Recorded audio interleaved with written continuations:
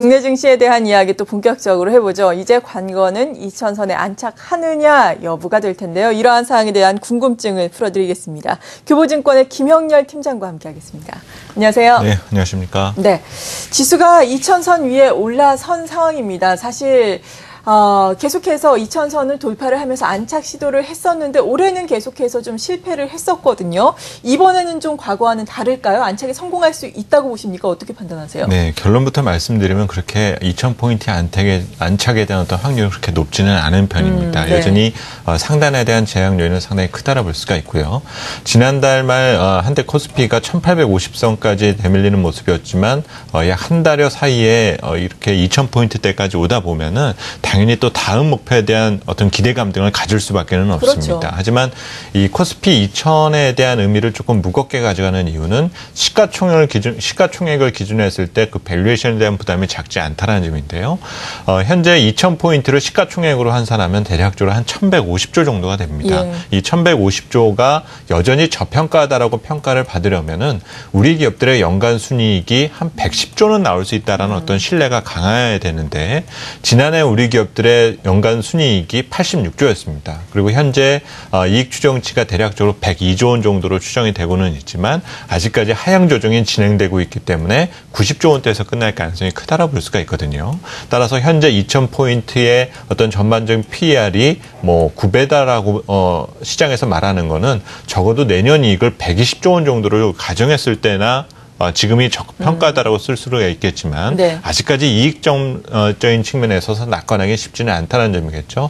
따라서 수급적인 측면에 있어서는 2000 안착에 대한 그리고 돌파 추가적인 랠리에 대한 어떤 기대감 등을 심어주는 부분에 대해서는 인정할 수는 있지만 기업 실적의 기준은 어떤 밸류에이션 측면에 있어서는 상당한 저항 요인이 현재 맞닥뜨려져 있다라고 보시는 것이 필요할 것 같습니다. 네, 기업 이익이 좀 받쳐주지 않고 있기 때문에 밸류에이션 측면에서 보자면 좀 부담스러운 국면이다라고 말씀해 주셨는데 반면에 수급만 놓고 보자면은 지금 상당히 긍정적이다라고 말씀해 주셨어요. 정말 외국인이 15거래일 연속 순매수에 나서고 있고 이렇게 또 장기간 순매수에 나서고 있는 것도 참 오랜만에 봅니다. 8월 중순 이후로 보자면 거의 6조 원 정도 순매수를 하고 있는데 이런 외국인의 또 성격을 봐야 되지 않겠습니까? 어떻게 평가하세요? 네, 우선 여러 가지 이유를 시장에서는 들 수가 있습니다. 예. 신흥시장에서 상대적으로 안정적인 한국 그리고 최근에 선진국 경기 회복에 대해서도 특수를 누릴 수 있다. 하지만 올 상반기에 역시 뱅가드 이슈라는 구조적인 문제로 인해서 외국인의 매도 규모가 컸었던 만큼 최근의 변화는 그 상대적인 영향이 그만큼 컸다라고 평가를 해볼 수가 있겠고요. 우선 한국 경제에 대한 올 4분기까지의 기대감은 상당히 강한 편입니다. 네. 지난 2분기 성장률이 전년비로 2.2%를 기록했고 현재 3분기와 4분기는 각각 3% 중반 이상이 기록될 것으로 추정을 하고 있기 때문에 전반적인 모멘텀 조건은 좋다. 하지만 호재가 많다라고까지 단언해서 말하기는 조금 쉽지가 않은 편입니다. 따라서 최근의 상황은 뭐 인도 증시가 반대가는 모습에서도 확인할 수 있는 것처럼 이젠 출구 전략에 대한 부담이 조금씩 줄어드는 과정에서 나타나는 위험자산 기피 현상이 완화되는 과정의 현상 정도로 평가하시는 것이 중요할 것 같고요. 그렇다고 해서 지금 뭐 외국인의 매수에 대해서 완전히 의미를 축소할 필요까지는 없지만은 네. 분명히 이런 단기적인 면이 분명히 반영된 측면도 있다는 점 등은 감안해 두실 필요가 있다고 생각이 듭니다. 네, 외국인과 또 반대로 움직이고 있는 것이 기관입니다. 기관 가운데서도 투신권을 중심으로 아무래도 또 2000선 위에 올라서면은 판매 압력이 있으니까 또 최근 들어서 또 순매도 규모가 급격하게 또 증가를 하고 있는 양상인데 기관 같은 경우에는 언제쯤 좀 적극적으로 시장에 개입을 할 수 있을까요? 네, 사실 최근에 어떤 시장 랠리 과정에서 기관의 매도가 계속되다 보니까 개인 투자자분들께서는 너무 기관 투자자들이 초를 치는 것이 아니냐라고 생각할 수도 예. 있습니다. 하지만 기관 투자자들도 주식을 사고 싶지 팔고 싶은 마음이 있는 것은 아니거든요. 그렇죠. 예. 그만큼 2000선에 대한 신뢰가 다소 좀 부족하고 밸류에 대한 부담 등을 갖고 있기 때문이다라고 볼 수 있습니다.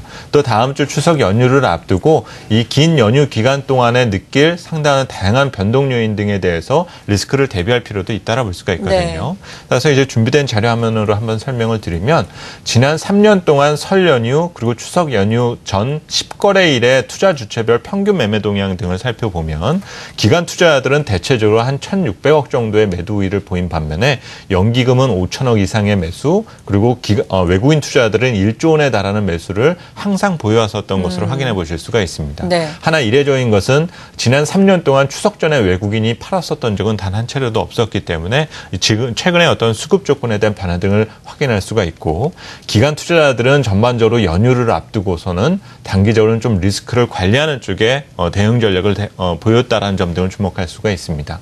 기관 투자자들의 태도가 바뀌기 위해서는 전반적인 이익 모멘텀이 정말 강한 변화들을 보여야 된다라는 첫 번째 조건이 충족돼야 될 것 같고요. 네. 그 이후로는 최근에 지수는 회복되었지만 여전히 거래대금은 조금 부족한 상황입니다. 그리고 그렇죠. 주식형 자금에 대한 유입도 여전히 좀 제한적인 상황인 거죠. 결국 국내 어떤 금융시장에 대한 어떤 안전성이 확보되었을 때 기관 투자자들의 매수 여력도 강화될 수 있다는 점을 유념해 두시면서 이런 기관 투자자들의 변화가 있기 전에는 전반적인 펀드 플로우를 체크하시는 것이 선행돼야 되지 않겠냐고 생각이 듭니다. 네, 과거의 사례까지 들어주셨습니다. 명절 이전에 기관 투자자들이 위험관리 차원에서 많이 팔았던 사례를 또 들어주셨는데, 이번 명절 같은 경우에는 특히나 변동성 요인이 많지 않습니까? 과거에 그렇습니다. 비해서도 특히 FOMC 회의에서 어떤 내용이 나올지 우리가 물론 예상은 하고 있지만 또 뚜껑을 열어봐야 하는 거니까요.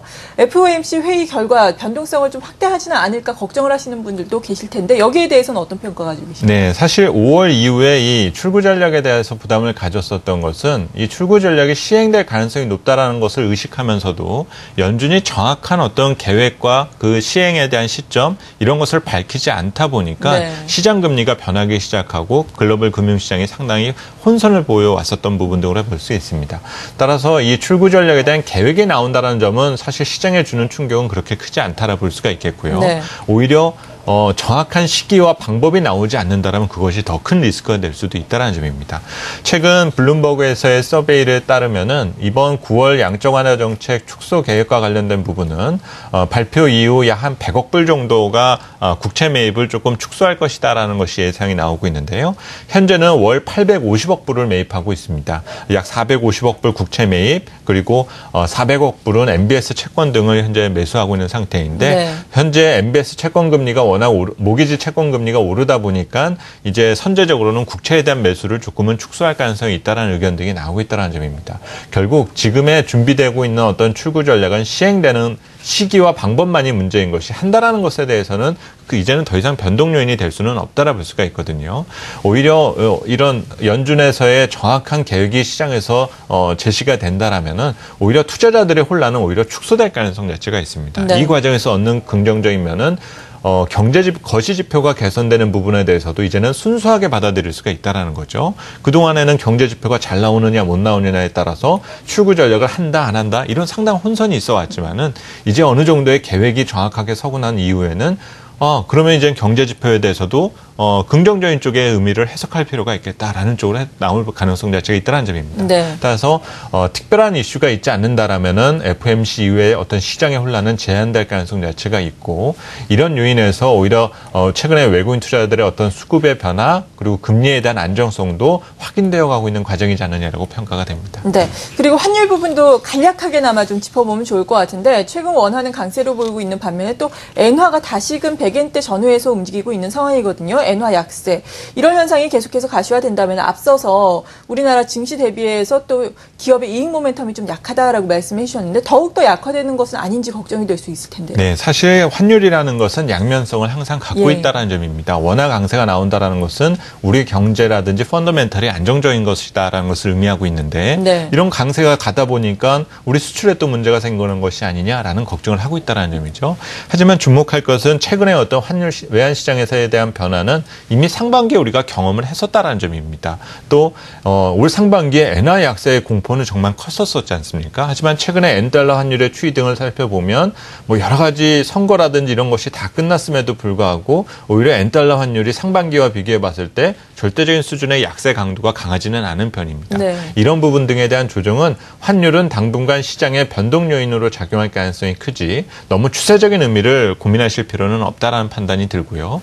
지금 시장의 시장에 잠재되어 있는 악재가 전부 다 해소되었다라고 볼 수는 없습니다. 네. 다시 말해서 지금 강세를 보이는 원화도 다시금 또 방향성을 일시적으로는 바꿀 가능성 자체가 있다는 점 등은 유념하실 필요가 있겠습니다. 네, 오늘 이렇게 2000선에 안착할 수 있을지에 대해서 알아보면서 계속해서 변수가 될 만한 사항들에 대해서 짚어주고 계신데 사실 2000선 앞서서도 말씀드린 것처럼 지난해부터 계속해서 안착 시도를 했지만 번번이 실패를 했거든요. 근데 2000선을 도달하는 과정에서 뭐 전차 군단이라든지 주도주가 있었는데 이번에는 그런 게 별로 보이지 않아요. 경기 민감주가 좀 순환매를 하면서 올라오는 양상이었는데 왜 그런지 이에 따라서 그렇다면 9월 섹터 전략은 어떻게 하는 게 좋은지 마지막으로 정리를 해주시죠. 네, 우선 최근 들어서 7월과 8월 사이에 지수 상승을 견인했었던 업종은 철강이라든지 조선, 기계 등과 같은 업종이 있었고 네. 지난달에는 일시적으로 자동차 업종도 있었지만 최근에는 화학과 기계 건설 업종까지도 관심을 보여주고 있는 모습입니다.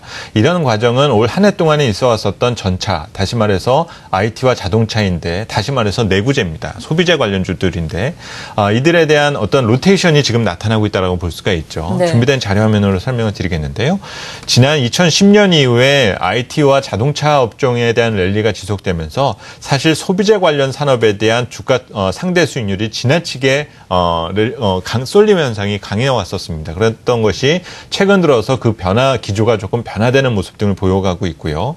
이 이유는 2분기 삼성전자 실적이 발표된 이후에 전반적인 내구재 산업의 수익성 둔화 가능성, 지나치게 업황이 부진했었던 생산재 산업에 대한 턴어라운드 기대감 등이 강화되고 있다는 점입니다. 이러한 부분 등을 종합해서 봤을 때 단기적으로는 오늘 철강 업종이 다소 좀 부진한 모습 등을 보여주고는 있지만 올 연말이나 내년에 대한 기대감은 이런 소재 산업이 좀 더 강화되고 있다는 점을 평가해 볼 수가 있겠고요. 예. 최근에 시리아 이슈 등도 있어 왔지만은 전반적인 글로벌 경제가 회복 국면을 보여주게 됨으로써 상품 가격에 대한 회복 등도 나타나주고 있다는 점입니다. 이런 점 등을 종합해서 볼 때 단기적으로는 소재나 에너지 그리고 산업재 섹터에 대한 관심을 조금씩은 더 키워나가는 전략 자체가 필요할 것 같고요.